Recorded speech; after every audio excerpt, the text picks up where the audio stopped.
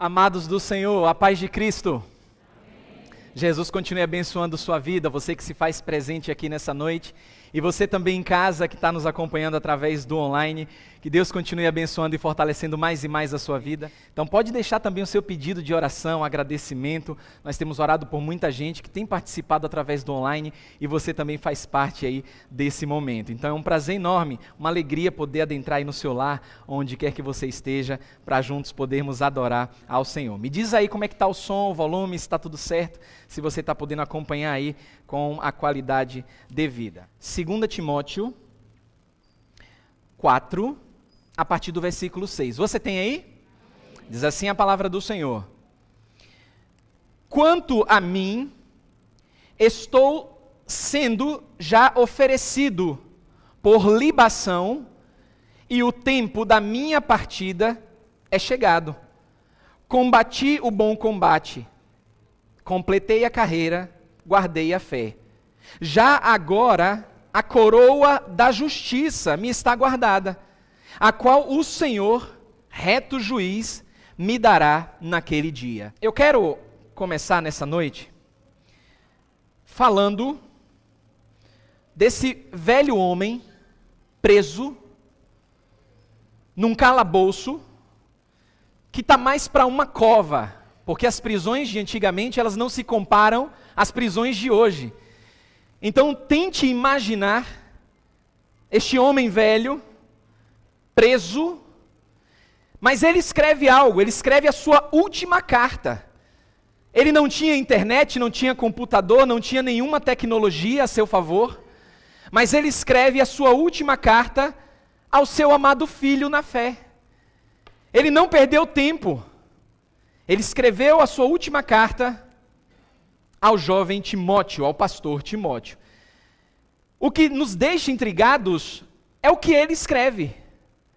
Irmãos, ele está preso, mas ele não escreve uma reclamação a respeito das condições que ele estava vivendo.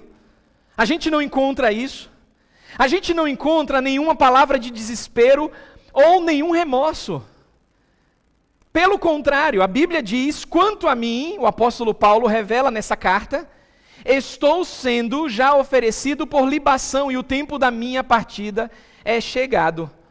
Irmãos, notem que essas palavras não são palavras de remorsos, não são palavras de murmuração, que algumas pessoas estão se valendo das Escrituras para estimular uma falsa vitória no meio do povo de Deus, estimulando o povo de Deus a determinar coisas para Deus, a não aceitar o destino que foi traçado por Deus nas vidas dessas pessoas, dizendo, não, eu sou filho do rei, sou filho do Altíssimo, e eu não aceito isso na minha vida.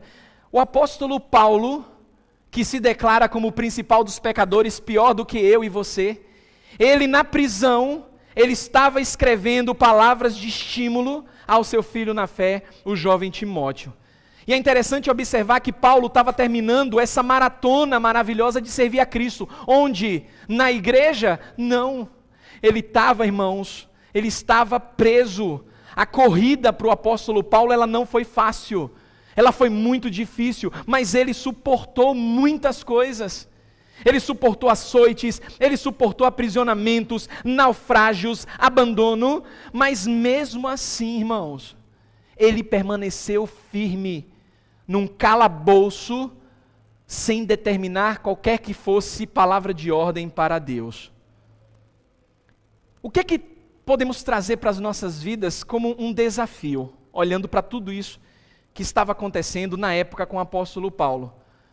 Porque o apóstolo Paulo não é o único, e não foi o único cristão, chamado a perseverar nessa maratona. Você que está aqui acompanhando, você que está acompanhando através do online e conhece a Jesus, você também foi chamado para essa maratona. Todos nós que conhecemos a Cristo, nós somos convocados para essa grande maratona, mas precisamos perseverar, irmãos, porque tem muita gente abandonando o barco. No grupo do WhatsApp dos diáconos, do Ministério Diaconal da Igreja, o nosso querido diácono Anilton colocou lá um vídeo, bastante oportuno para o momento, falando a respeito da apostasia, que não começa lá fora. A apostasia começa na igreja, no meio do povo de Deus, e isso deve servir de alerta para nós. Mas quando entendemos que somos incluídos nessa maratona, precisamos perseverar. E aí eu convido você a abrir a sua Bíblia em Hebreus, capítulo 12. Você que está nessa maratona, não desista.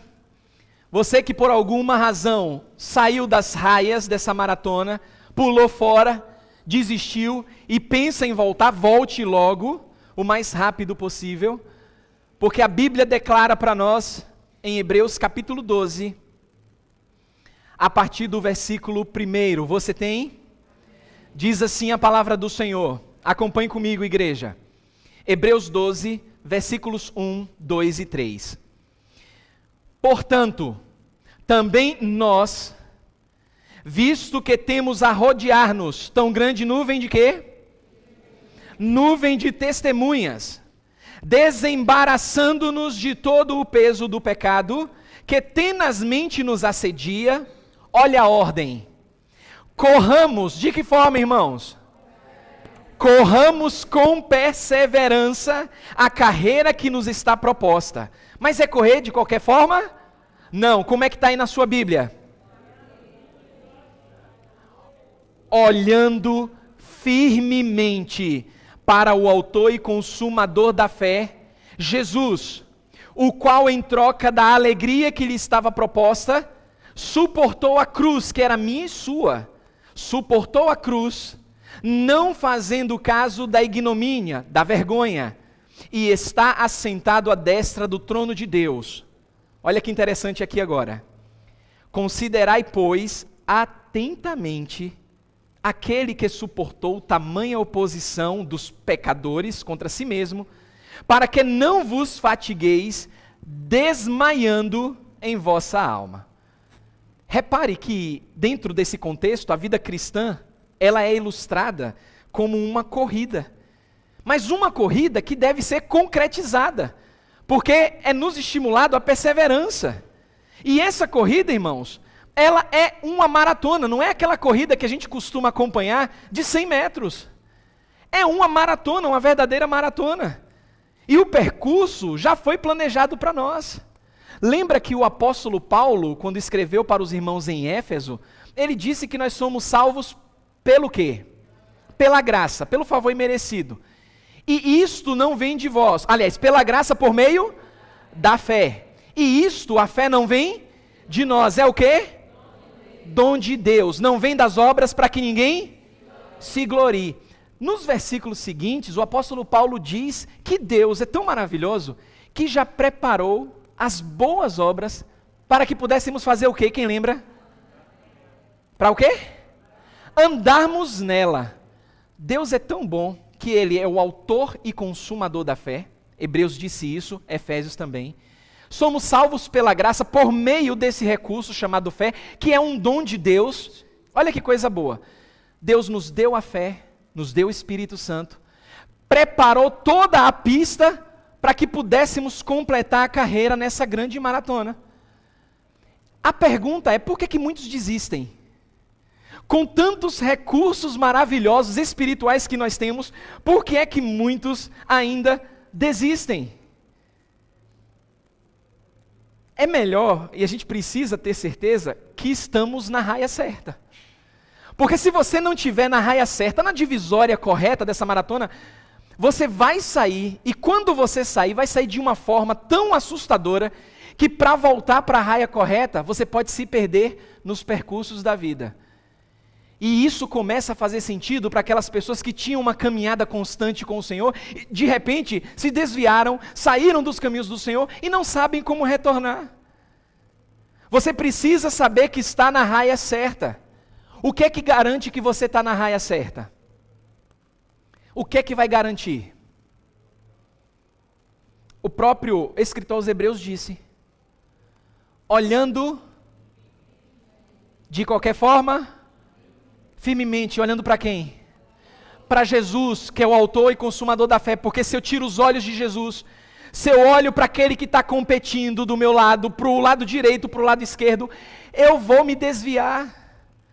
Eu vou começar a desenvolver a síndrome de Asaf.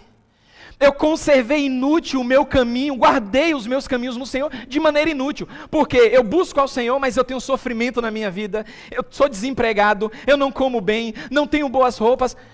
Mas aquele sujeito ou aquela sujeita que não conhece a Deus, nunca pisou os pés na igreja, tem de tudo. E aí Asaf diz assim, ó, inutilmente eu conservei puro o meu caminho. Isso é um perigo mortal. Quando o escritor aos Hebreus diz, olha, se mantenham firmes, olhem para o autor e consumador da fé, olhem para Jesus, ele capacita a correr essa maratona. Só há um caminho que leva à vida eterna, não tem essa de muitos caminhos levar à vida eterna, todos os caminhos levam a Deus, não leva. Jesus disse, eu sou o único caminho. Jesus foi exclusivista, sim. Alguém chegou para mim e disse assim, o seu Jesus é muito exclusivista. Eu disse, é mesmo. Ele é, eu vou fazer o quê? Ele é o criador de todas as coisas, eu vou questionar? Ele é exclusivista, e se ele disse que ele é o único caminho, para mim isso basta. Eu respeito a sua crença adversa, e não vou debater com você, mas eu creio que Jesus é o único caminho. E eu vou olhar para ele, porque ele disse que eu tenho que olhar para ele.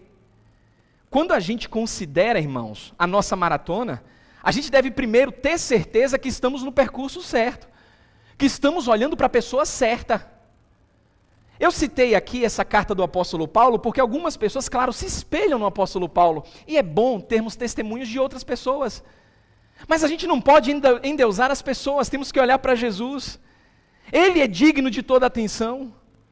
E quando eu olho para a palavra do Senhor, aparentemente alguns dos cristãos do primeiro século, que foram os primeiros destinatários da carta aos Hebreus, eles haviam começado bem a maratona, só que estavam se desviando. Alguma coisa aconteceu. Alguns desistiram de seguir a carreira proposta. E o autor da carta aos Hebreus reforça: não faça isso não. Não deixe que isso aconteça. Não saia da raia. Continua olhando para Jesus. Corra com firmeza. Corra com perseverança. Mas para que isso aconteça, irmãos, deve haver firme convicção da fé. Porque se a sua fé ela não for convicta em Jesus, a sua vida vai ser de altos e baixos. Eu ouvia os meus amigos, eu já tive a idade que eu vejo jovens aqui, e eu sou saudoso com o vigor e a alegria de ser mais jovem. E eu ouvia muito dos meus amigos dizerem assim nos anos 2000, olha que coisa, estamos em 2023, e no ano 2000 eu ouvi os meus amigos dizerem assim, ó, Paca, você não vai durar muito não, Paca, eu te conheço. Era assim que eu ouvia. Eu te conheço, Paca. Negócio de levantar a mão para Jesus e começar uma carreira aí, eu te conheço. Irmãos, tem 22 anos essa caminhada. E eu continuo olhando para Jesus, porque às vezes, quem está correndo do lado chama a minha atenção. E quantas vezes eu olho para a direita e de repente eu tropeço, opa, tenho que olhar para Jesus. Com você não é diferente não. Mas se você não tiver certeza para quem você está olhando, você vai desviar dessa raia. E o autor aos Hebreus, ele percebeu que isso estava acontecendo e ele começou a dizer, olha, vocês comecem a correr com perseverança, vocês desenvolvam essa firme convicção em Jesus. Imagine que você está de pé, correndo essa maratona, uma pessoa que estava do seu lado, está caminhando contigo, de repente ela começa a fraquejar. O que é que você acha que vai acontecer com você se você não estiver olhando para Jesus? Você que tem bom coração, você vai ajudar ela. Mas você que não está olhando para Jesus, o seu bom coração não vai te ajudar porque ele é enganoso. Aí você vai ajudar a pessoa que por decisão própria decidiu ficar ali, você vai ficar com ela também. Precisamos entender que devemos deixar de lado aqueles pesos que impedem a gente de completar a nossa carreira. Aquilo que atrapalha olhar para Jesus de maneira firme. A gente tem que começar a deixar essas coisas para trás. O que é que você está fazendo com tudo isso? Será que tem alguma coisa na sua vida que está atrapalhando na sua maratona? A gente precisa definir algumas prioridades, irmãos. Porque muitos estão correndo a maratona com as prioridades erradas. Porque, irmãos, volte lá para Hebreus, no capítulo 12, logo no versículo 1, o autor da carta aos Hebreus, ele continua esse conselho dizendo o seguinte: desembaraçando-nos. Como é que está aí na sua versão? A minha versão traz desembaraçando-nos. Como é que está na sua? Deixando todo o embaraço. Do que, irmãos? Olha só, do pecado, a minha ainda traz assim, ó, que tenazmente faz o quê? Nos assedia. Irmãos, no contexto do livro aos Hebreus, o pecado que primeiro nos assedia aqui, está disfarçadamente revelado como descrença. Não, pastor, eu sou crente, eu tenho fé em Deus. Não, tem muito crente incrédulo, por incrível que pareça. Tem crente incrédulo, irmãos. A falta de fé, ou seja, não confiar na palavra de Deus, pode nos fazer tropeçar quando a gente encontra a primeira dificuldade na caminhada. Quantas pessoas desistem de seguir ao Senhor porque logo na caminhada vem uma dificuldade e querem jogar tudo para cima? O nome disso é descrença, é falta de fé. A gente pode começar a duvidar que seguir a Cristo realmente vale a pena. Aí a gente começa a questionar se realmente Ele se importa com a nossa situação. Isso é falta de fé. O Senhor tirou isso da minha vida, o Senhor não me deu aquilo que eu pedi, eu tenho orado, não recebo. É falta de fé, irmãos, porque a gente começa a questionar a palavra de Deus, e essa falta de fé, ela vai minando as nossas forças. Quando a gente percebe, a gente está no meio do caminho. Mas Hebreus, ainda no capítulo 12, nos encoraja, portanto, também nós, visto que temos a rodear-nos o quê? Tão grande nuvem de testemunha. Esse portanto aqui me chama a atenção, porque nos remete de volta ao capítulo 11. Eu tenho que entender o que é que ele quis dizer, quando ele traz essa palavrinha portanto. Eu tenho que voltar. E quem lê Bíblia, quem estuda a Bíblia, sabe que o capítulo 11 fala dos heróis da fé. E é interessante observar que esses heróis da fé, eles perseveraram. Independente das dificuldades que eles encontraram no caminho, eles perseveraram. Hebreus 11 vai falar a respeito de Noé, que a Bíblia descreve como pregador da justiça. Pense comigo, Noé, um homem velho quando recebeu o chamado, que algumas pessoas poderiam julgar pejorativamente por conta da sua elevada idade, duvidaram dele porque não tinha chovido na terra e mesmo assim ele foi e construiu a arca, porque Deus tinha dito para ele que iria acontecer o quê? Iria chover, nunca tinha chovido na terra, mas ele confiou em Deus. Hebreus capítulo 11 vai citar tantos outros heróis da fé, vai citar Abraão, vai citar Sara, vai citar José, Moisés, vai citar Raabe. Personagens reais que testificaram que a vida de fé, ela pode ser corrida com sucesso, independente da idade que nós temos. Todas essas pessoas do Antigo Testamento que persistiram em meio às dificuldades, elas servem agora de exemplos, irmãos. Mas não qualquer exemplo, mas exemplo encorajador de perseverança. São espectadores, estamos sendo rodeados por tamanha nuvem de testemunhas. São espectadores da nossa corrida. Essas pessoas podem ser consideradas, só para ilustrar, como verdadeiros e verdadeiras atletas de Deus, que completaram a carreira. E sabe onde é que estão? Estão na linha de chegada. Fazendo assim, ó, bora Marcelo, dá tempo. Vai Marcelo, força, estamos aqui, a gente conseguiu, você pode conseguir também. Está todo mundo esperando você na linha de chegada. Talvez você tenha pensado em desistir. Aí está lá um Paulo, um Abraão, um Moisés. Eu malhei 8 meses mais ou menos aqui na academia aqui do lado. Preciso voltar urgentemente. Tenho ouvido alguns conselhos para voltar a malhar. Eu preciso voltar. E como era bom, como foram 8 meses assim tremendos. O corpo ele sente, ele reage a isso. Mas eu me lembro que quanto mais a gente vai avançando, quem malha sabe disso, a gente vai avançando, a gente vai começando a pegar um pezinho mais pesado. Nós vamos começar a correr mais, vamos ficar mais tempo na esteira, na bicicleta, carregar um pezinho, a gente começa a se achar. A gente quer pegar mais peso. E sempre tem aquele amigo na academia que vê o nosso esforço, a gente se treme todo para carregar um peso, mas tem aquele amigo na academia que fica assim, ó, bora, estou aqui para te ajudar, bora, levanta esse peso, vai, você consegue. E isso dá um ânimo tremendo, mesmo que a gente fique todo arrebentado depois. É uma coisa prazerosa, a gente não tem como explicar. Eu estou citando aqui apenas uma ilustração. Já pararam para pensar que nessa corrida nós temos uma grande nuvem de testemunha que está esperando a gente no final? torcendo, dizendo, olha, assim como nós olhamos para Jesus, firmemente vocês também podem. Olhem para Jesus, vocês vão chegar no final. Está doendo, está difícil, vocês vão conseguir. Mas tem que olhar de maneira firme. Meus amados, Cristo é como se a multidão desses santos estivessem lá, olha, não desista.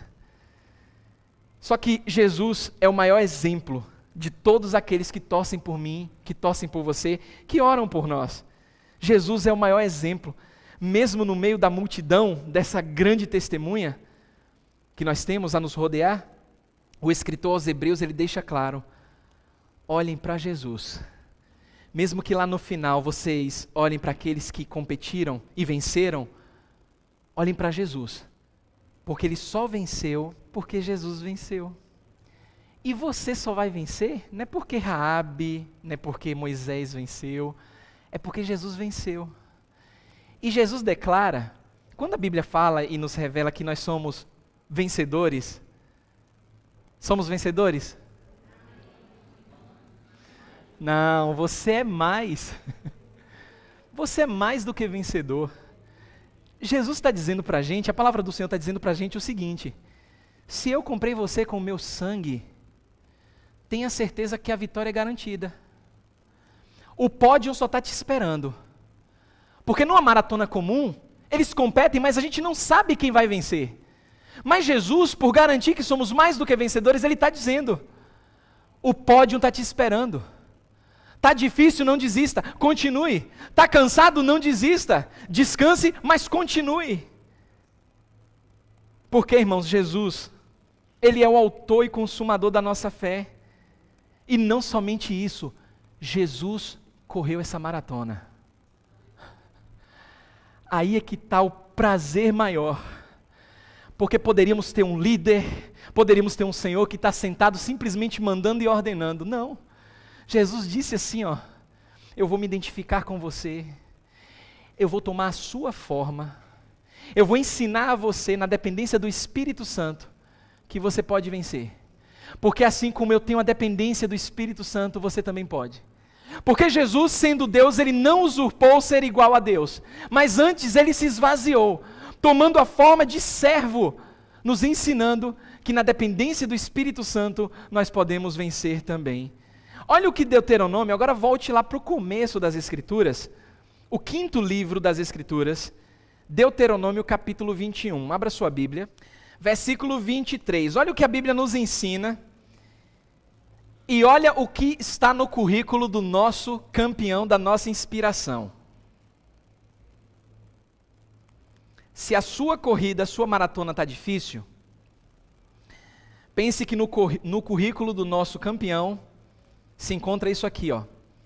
Deuteronômio 21, versículo 23. Você tem? Diz assim a palavra do Senhor. O que for pendurado no madeiro é o quê? Como é que está aí na sua versão? Tenha medo não. Diz aí o quê? Que o que for pendurado no madeiro é maldito. Maldito de Deus. Irmãos, uma profecia drástica na vida de Jesus, por conta do meu pecado que Ele levou sobre si no madeiro, retrata a respeito do nosso campeão, essa situação mais vergonhosa. Maldito todo aquele que for pendurado no madeiro.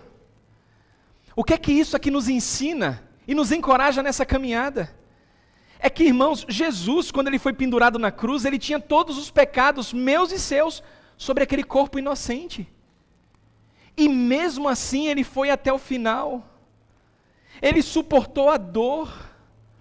Eu fico imaginando tamanha dor que Ele sentiu, quando Ele disse para o Pai, Deus meu, por que me desamparaste?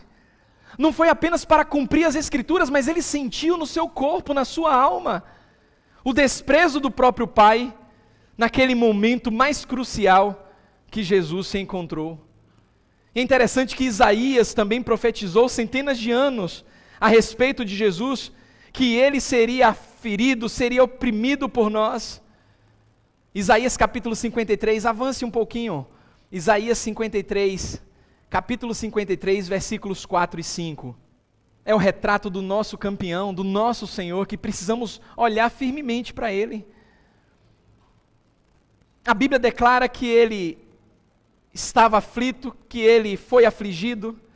A Bíblia declara em Isaías 53, 4 e 5, que Ele foi traspassado. A Bíblia declara que o nosso campeão, Ele foi moído. A Bíblia declara que o castigo que nos trazia paz estava sobre Ele, irmãos. E ainda assim, o nosso campeão, Ele perseverou. O escritor aos Hebreus disse que ele não fez caso da vergonha. Ele ignorou a vergonha por amor de mim e de você. Ele suportou a cruz não fazendo caso da ignomínia.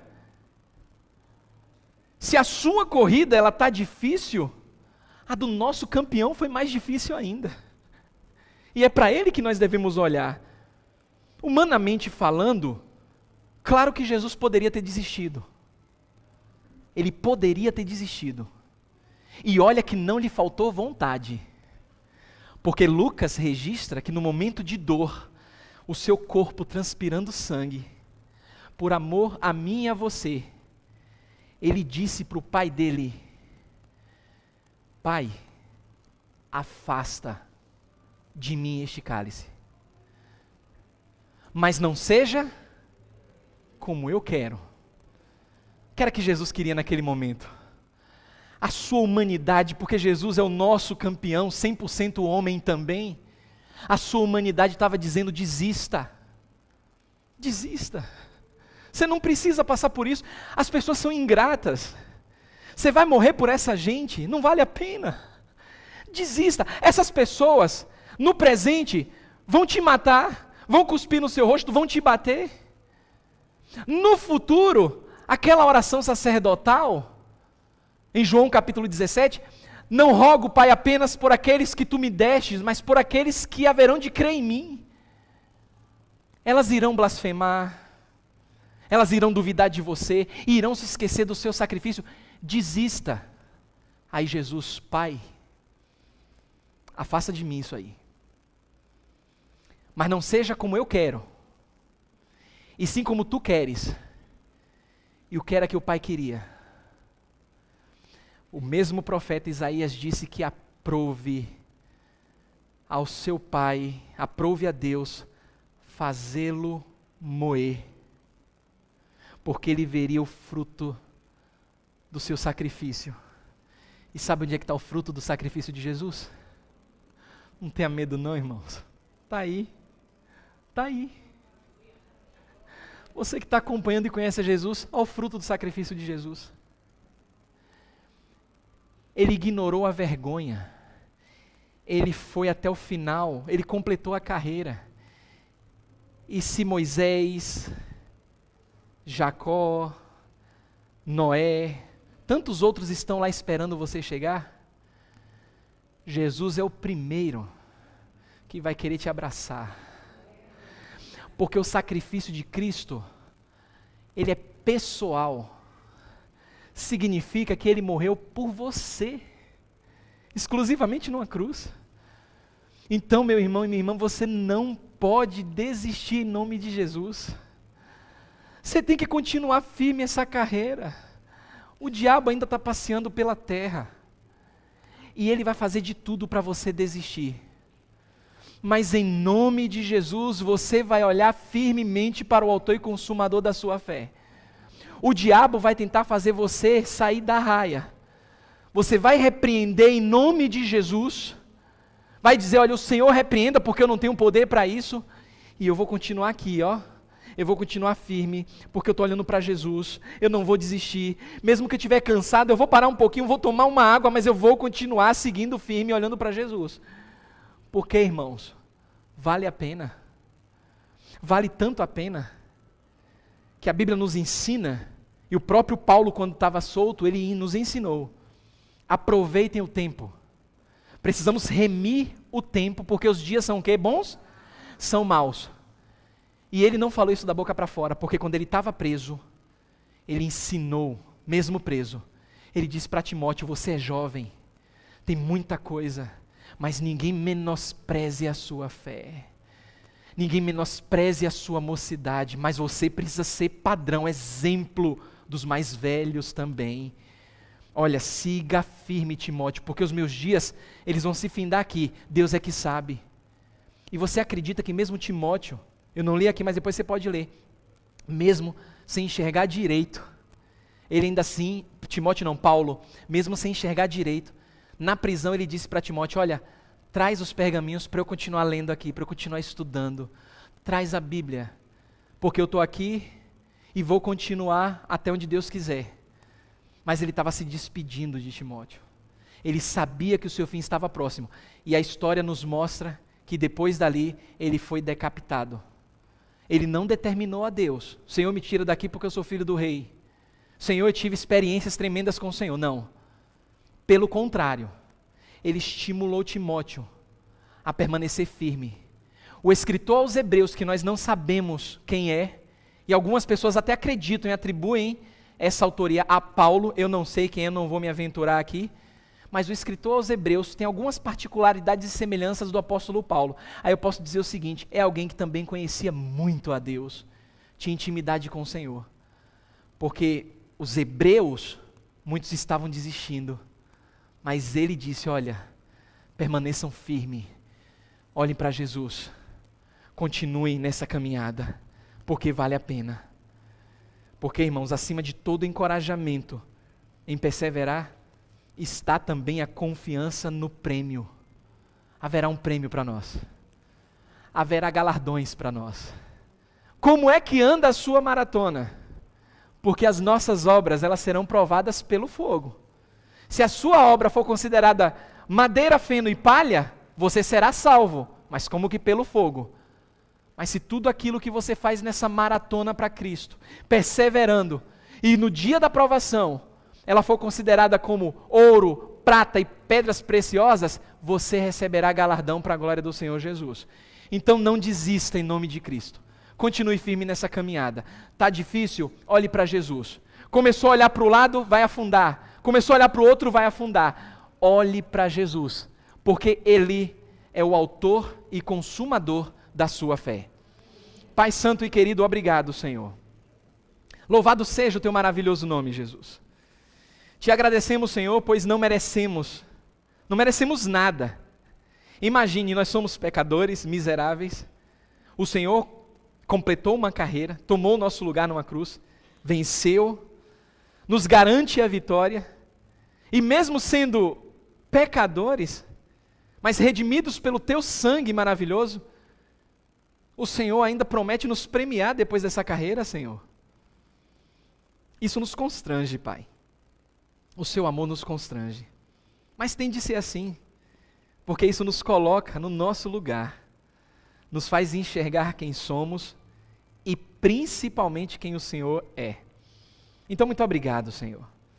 Obrigado porque a Tua palavra, ela nos traz ânimo, nos traz encorajamento, nos traz força e determinação nessa caminhada que não é fácil para ninguém. Ninguém. Todos nós temos os nossos problemas que o Senhor não somente sabe, mas se compadece de nós. Então, Pai, em nome de Jesus, fortalece o Teu povo nessa caminhada. Restaura as forças daquele que está abatido, Senhor, daquele que já pensou em desistir, daquela que já pensou em desistir, meu Deus, que está cansado ou cansada. Dá forças para que possam descansar e depois retomar aí a carreira. Porque, Senhor, se estamos vivos e nós não acreditamos no acaso, é porque tem propósito de bênção nas nossas vidas. Então, obrigado, Jesus. Obrigado por ser tudo o que precisamos e podemos confiar no Senhor através da Tua palavra. Nos leva, Senhor, em paz aos nossos lares, regozijados com essa palavra, e não deixe que Satanás, furioso, venha arrancá-la dos nossos corações. Nos faz lembrar, Senhor, que maior é o que está em nós do que aquele que está no mundo. Obrigado, pois é no Teu maravilhoso nome que nós oramos. Amém e amém. E que a graça do Senhor Jesus Cristo, que o amor de Deus e a comunhão do Seu Santo Espírito esteja com cada um de vós. Deus abençoe a todos.